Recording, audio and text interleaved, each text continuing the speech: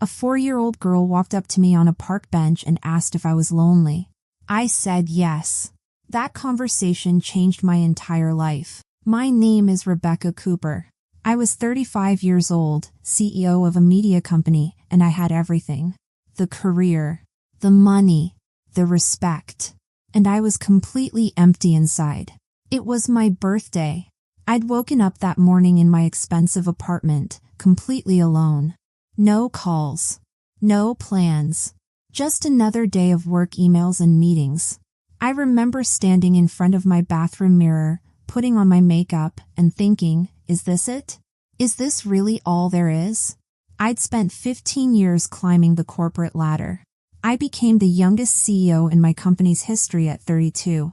My father had built Cooper Media Group from nothing, and when he retired, he handed it to me. I was proud of that. I worked 80-hour weeks to prove I deserved it. But somewhere along the way, I'd stopped living.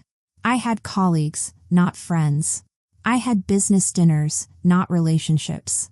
I had a calendar full of meetings and an empty apartment to come home to every night. So I took my lunch break in the park, sitting on a cold bench in the snow, wondering if this was really it. If this was all my life was going to be. That's when Ruby showed up. She was maybe 4 or 5 years old, wearing this brown coat that was too big for her, holding a beat-up teddy bear. Light blonde hair in a messy ponytail. And she just stood there, staring at me with these serious eyes. "Excuse me, ma'am," she said. I looked up from my phone. "Yes? Are you sad?" Nobody had asked me that in years. I didn't even know how to answer. "What makes you think I'm sad? You look like my daddy does sometimes. Like you're carrying something heavy."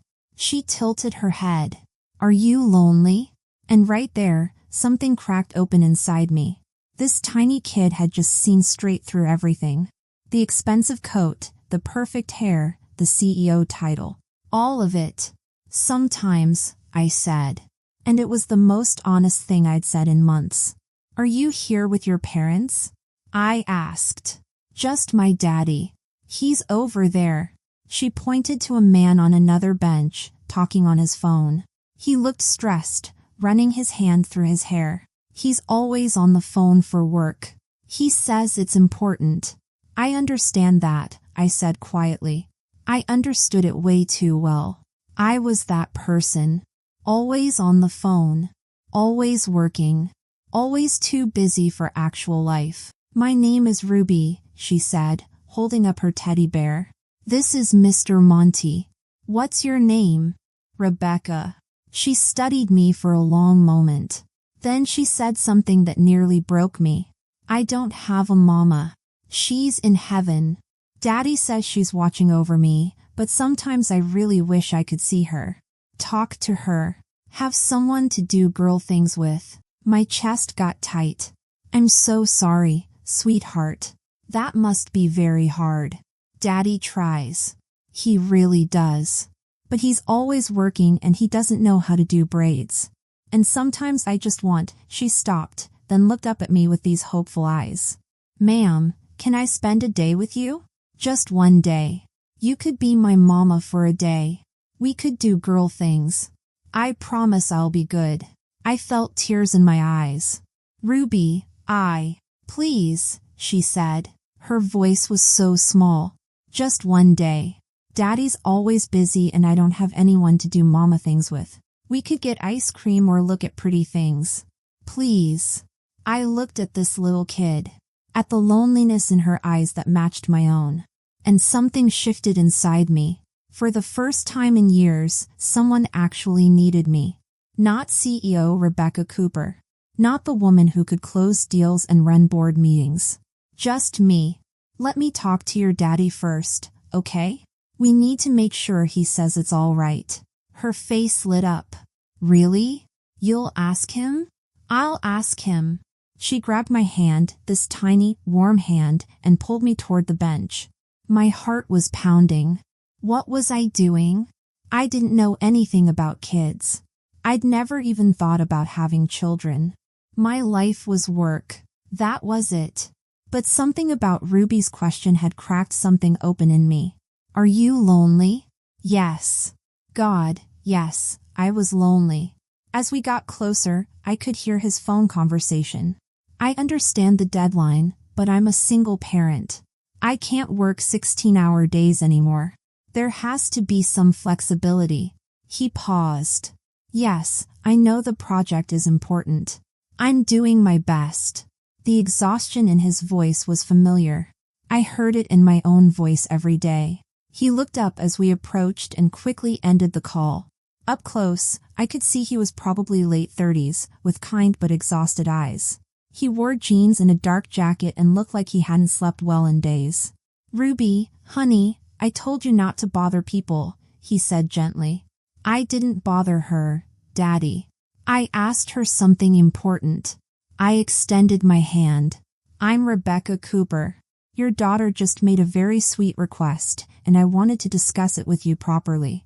He shook my hand, looking cautious. "I'm Owen Parker." "What kind of request?" She asked if she could spend a day with me. To do girl things and have someone to be her mama for a day. I kept my voice soft. "She told me her mother passed away." Owen's face crumbled a little. "Ruby, honey, you can't just ask strangers." "But she's not a stranger anymore, Daddy. Her name is Rebecca and she's really nice and she looks lonely like us and maybe we could all be less lonely together." Owen looked between his daughter and me. I could see him torn between protecting her and recognizing what she needed. "Miss Cooper, I appreciate your kindness, but we couldn't possibly impose." "You're not imposing," Ruby asked. And honestly, I paused, surprised by my own honesty. "I think I need this as much as she does." Something in my voice must have convinced him because his expression softened. "Can we sit down and talk about this properly?" We sat on the bench together, Ruby between us. And I told them everything. How I was CEO of a media company. How I'd never married, never had children. How I'd poured everything into my career. How I'd woken up that morning on my 35th birthday and realized I was completely alone. No family. No close friends. Just work. "I came to this park to think," I said. "To figure out if this is really the life I want." And then Ruby appeared and saw right through me. "She's a very perceptive little girl," Owen said, looking at his daughter with so much love it hurt to watch. "Her mother was the same way. She passed away 2 years ago. Cancer. Since then, it's been just us. I'm trying to be both parents, but I'm failing at it." He explained how he was a software engineer, how his company kept demanding more hours, how Ruby needed attention he couldn't always give her, how he couldn't do her hair properly, how he didn't know what to say when she asked questions about growing up as a girl, how he saw her withdrawing, getting quieter, sadder. "She needs female influence," he said. "Someone to teach her things I don't know how to teach. Someone who can answer the questions I can't. I've been looking into big sister programs, but there's a waiting list. What if we made this a regular thing?" I said slowly. "Not just one day, but maybe one day a week. I could take Ruby for the day, do activities with her, give you some time to work or rest. And it would give me," I looked at Ruby, "it would give me something I didn't know I was missing." Owen studied me carefully. "Miss Cooper." "Rebecca, please." "Rebecca, why would you do this? You don't know us." "Because your daughter asked me if I was lonely, and I realized I am. I've spent 15 years building a career and forgot to build a life. And because she looks at me like maybe I could be something important to someone. Do you know how rare that is?" I looked at Ruby, who was watching me with those serious eyes. "I go to work every day and make decisions that affect hundreds of people. But nobody actually needs me. Nobody looks at me the way your daughter just did. Like I matter. Not because of what I do, but because of who I am." Owen was quiet for a long moment. "Can I think about it? Maybe we could exchange information. You could provide references. We could do this safely and properly." "Of course. That's smart." I pulled out a business card and wrote my personal cell on the back. "Call me if you decide this is something you're comfortable with. No pressure." That night, Owen called. We talked for over an hour. He asked careful questions about my background, my intentions, my life. I answered honestly. I told him about my empty apartment, my non-existent social life, my realization that I'd built a successful career but had nothing else. I gave him references, my assistant, my lawyer, people who could vouch for my character. He told me more about Ruby's mother, how they'd been high school sweethearts, how she'd fought cancer for 3 years before it finally won, how Ruby barely remembered her now, which broke his heart. She deserves to have women in her life, Owen said. She deserves to learn things from someone who understands what it's like to be a girl growing up. I can't give her that. By the end, we'd agreed to try it. 1 Saturday a month to start. See how it went. The first Saturday, I picked Ruby up at 9 in the morning. I'd barely slept the night before. I was nervous and excited in equal measure. I'd planned an entire day. Breakfast at a cafe, the children's museum, lunch, maybe some shopping. I'd also spent 2 hours the night before watching YouTube videos on how to talk to kids. I had no idea what I was doing. Ruby appeared at the door in her brown coat, clutching Mr. Monty, her face glowing. You came. Of course I came. I promised, didn't I? Owen stood behind her, looking relieved and nervous. You have my number if anything comes up. And Ruby, you be good for Rebecca, okay? I will, Daddy. In the car, Ruby was quiet at first. Then she said, Rebecca, are you sure you want to spend the day with me? I'm absolutely sure. Why do you ask? Because sometimes grown-ups say they'll do things but then they're too busy. My heart broke a little. I'm never too busy for you, Ruby. I promise. We spent the day doing everything I'd planned and several things I hadn't. Ruby wanted to look at everything, touch everything, ask questions about everything. She held my hand as we walked, chattered about her dreams and fears and favorite things. At the children's museum, she showed me how to make giant bubbles. At breakfast, she ordered pancakes and told me about her best friend at school. She was so open, so trusting, so full of life. At lunch, she said, Rebecca, can I tell you something? Always. My mama used to take me for hot chocolate before she got sick. I miss that. I don't remember her face so good anymore, but I remember the hot chocolate. I felt tears sting my eyes. Would you like to get hot chocolate after lunch? Yes, please. And Rebecca? Can you tell me about when you were a little girl? Daddy tells me stories about Mama, but I want to know about you too. So we sat in the cafe drinking hot chocolate with whipped cream, and I told her things I'd never told anyone. About feeling lonely as a kid because my parents worked all the time. About pouring myself into school and work because I didn't know how to connect with people. About realizing too late that success without connection is just emptiness. And Ruby told me about her mother. How she used to sing lullabies and make funny pancakes and always knew when Ruby needed a hug. How she'd been sick for a long time but always tried to smile for Ruby. How one day she just didn't wake up. I'm not trying to replace her, I said gently. Your mama sounds like she was wonderful. She was. But Daddy says it's okay to love other people too. That mama would want me to have people who care about me. She looked up at me. Do you care about me, Rebecca? Yes, I said, realizing it was true. I do. Very much. Good. Because I care about you too. When I brought Ruby home that evening, she hugged me so tight. Can we do this again? Absolutely. Owen stood in the doorway, and I could see tears in his eyes. Thank you, he said quietly. She hasn't smiled like that in months. 1 Saturday a month became 2. Then every weekend. I found myself rearranging my schedule, delegating more at work, leaving the office earlier. Things I'd never done before. Things that would have been unthinkable 6 months ago. My assistant noticed. You seem different, she said one day. Happier. I am, I said. And I meant it. I taught Ruby how to braid hair. We practiced on her dolls first, then on each other. The first time I successfully braided her hair, she looked in the mirror and started crying. What's wrong? I asked, panicking. Mama used to braid my hair. I forgot what it felt like. Thank you for remembering for me. We baked cookies together, making a complete mess of my pristine kitchen and laughing about it. We went to the zoo and the aquarium and art museums. I bought Ruby books and clothes and toys, then stopped myself, worried I was overstepping. But Owen assured me it was fine. You're giving her something I can't, he said one evening when he picked Ruby up.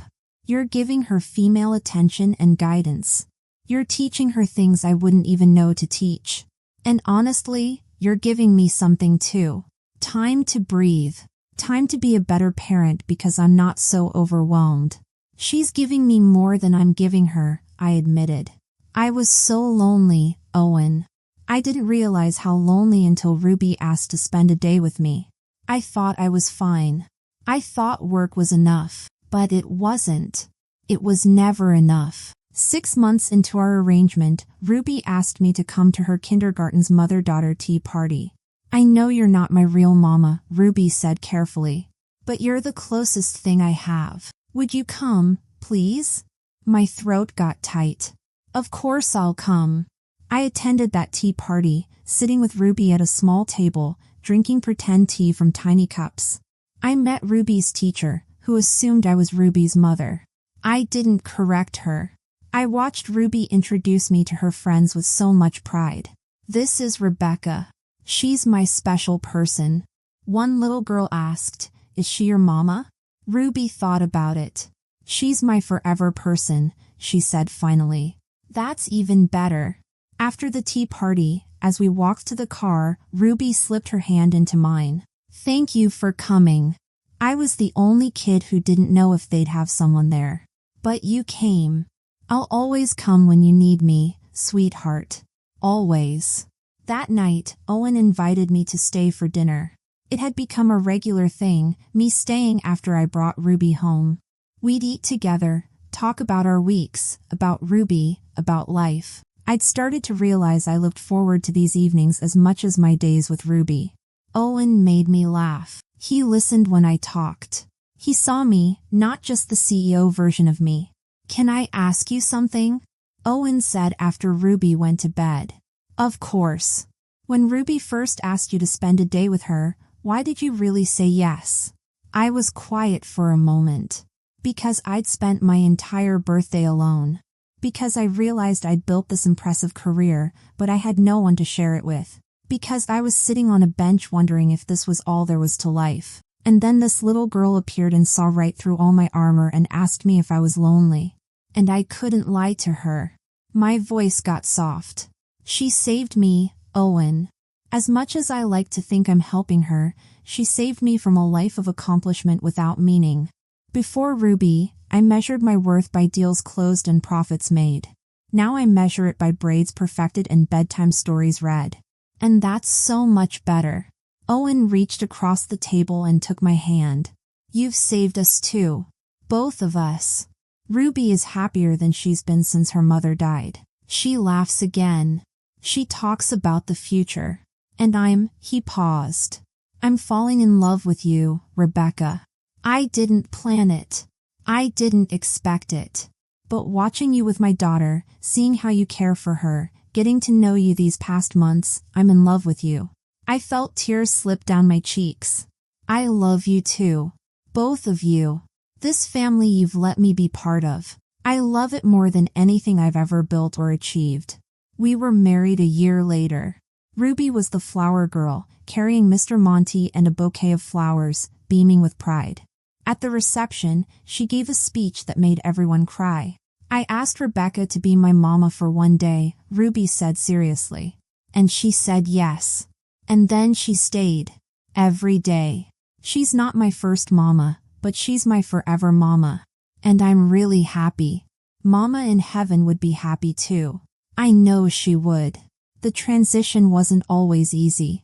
There were hard days. Days when Ruby cried for her biological mother and I felt helpless. Days when I didn't know what to do or say. Days when I worried I was failing her. One night, Ruby woke up crying. I heard her from down the hall and went to her room. What's wrong, sweetheart? I had a dream about Mama. And when I woke up, I couldn't remember what she smelled like.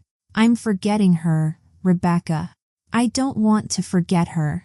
I held her while she cried. You're not forgetting her, Ruby. You're growing. And your mama will always be part of you. But it's okay to make room for new love too. That doesn't erase the old love. It just makes your heart bigger. Really? Really? Your mama gave you the ability to love so deeply. That's her gift to you. And using that gift to love other people honors her. But we figured it out together. We built something real. Something strong. 3 years later, I was sitting on the same park bench where I'd first met Ruby. I was pushing a stroller now, with my and Owen's 6-month-old son sleeping peacefully inside. Ruby, now 8, sat beside me reading a book. What are you thinking about? Ruby asked, looking up. About the day we met. About how you asked me if I was lonely. Were you? Very. I didn't realize how much until you asked. Are you still lonely? I looked at my stepdaughter, then at the baby in the stroller, then thought about Owen waiting at home. No, sweetheart. I'm not lonely anymore. Thanks to you. I'm not lonely either. Ruby leaned against my shoulder. You know what? I think sometimes angels come as little girls with teddy bears, and sometimes they come as sad ladies on park benches. And sometimes they find each other exactly when they're supposed to. I kissed the top of Ruby's head. I think you're exactly right. Later, I thought about how one question from a child had changed my entire life. How can I spend a day with you had turned into forever. How the loneliest moment of my life had been the beginning of the greatest gift I'd ever received. I'd been sitting on that bench, successful and accomplished and completely empty, wondering if this was all there was. And a little girl with a teddy bear had appeared and offered me something more precious than any achievement. A place to belong. A family.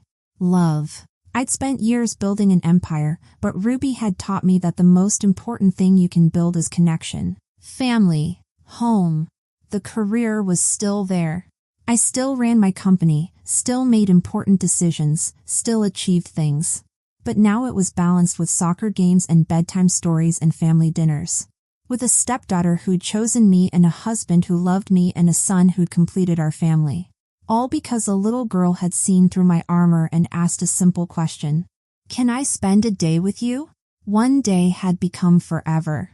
And I, Rebecca Cooper, who'd spent my life building success, had finally learned what it meant to build something that truly mattered. A family. A home. A life filled not with achievements, but with love. All because I'd said yes to a lonely little girl in a park. And that little girl had saved me right back. Thanks for listening, and if you liked this story, share it with others, and don't forget to comment and subscribe for more stories about second chances and the unexpected connections that change our lives forever. Sometimes the bravest thing we can do is say yes to love when it shows up unannounced.